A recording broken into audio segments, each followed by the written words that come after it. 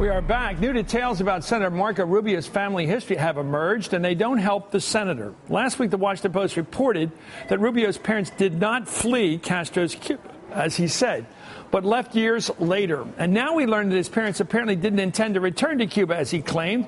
They planned to stay in the U.S. Peter Walston's a reporter with the Washington Post, and Alex Burns is a reporter with Politico. Gentlemen, thank you. The St. Pete Times reported this today. On May 18th, 1956, Mario and Orialis Rubio walked into the American consulate in Havana and applied for immigrant visas. The form asked how long they intended to stay in the United States. They said permanently. Mr. Rubio answered that question clearly.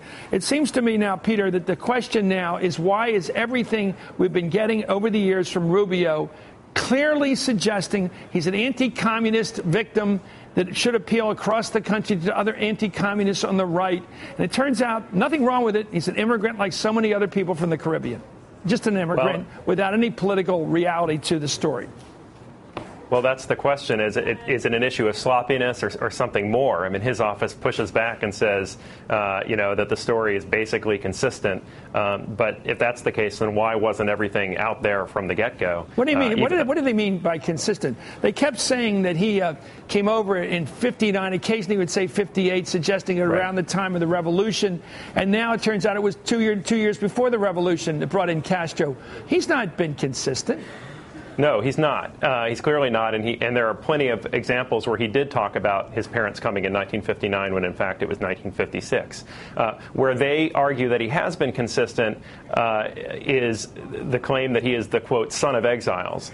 They believe that he still is entitled to have that very cherished title, that description, because the whole community, because they argue, and he still says, despite that really good St. Pete Times report today, they still say that the parents wanted to go. They would say that. They're not going to admit they're wrong. Let me go over to Alex Burns on this question. Let's take a look now at what's going on here. He initially criticized for portraying that his parents fled after Castro took control in Cuba. In fact, as of Friday of last week, his Senate biography read as follows. This is, to me, the damning information. Not just that he says it verbally, but they put it out in an official document in the Senate, in his office. Quote, in 1971, Marco was born in Miami to Cuban-born parents who came to America following Fidel Castro's takeover. That is not true, Alex. They put out something that was not true with absolute clarity. It wasn't a difference of years, 59 versus 56, but now they're putting out the biography as of now when they got caught. They've been caught with the revelations about the timing of their move to the United States. It now reads, quote, Marco was born in Miami in 1971 to Cuban exiles who first arrived in the United States in 1956. So he dropped the claim only after he got caught. This clarification, this revision of his life story, of his biography, is only coming to light because the Washington Post nailed him.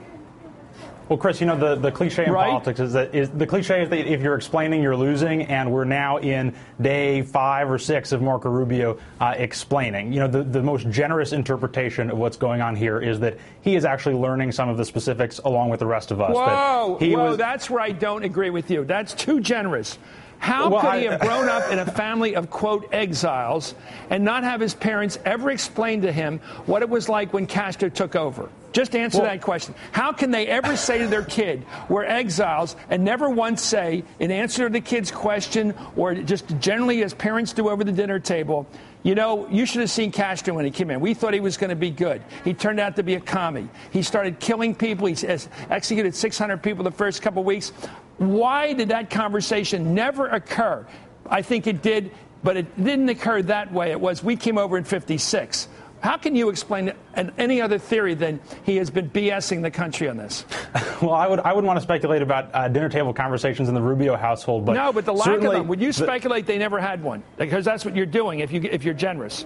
I think that it's tough to believe that Senator Rubio never had a conversation with his parents about the circumstances under which they came over. But his contention, and I'm not saying, Chris, that I would endorse this, but his contention is that if you leave Cuba for economic reasons, maybe leave open the door to going back at some point in the future, and then your country collapses in a communist revolution, that you're still entitled to claim that label of exile. You know what? That's not journalism, though. That is not fact. That is pure nonsensical, elliptical thinking. I'm going to get back to Peter. I just think you're giving him too much generous thinking here. Peter, the argument now, is he stuck now in this as a journalist? Is this story still hot?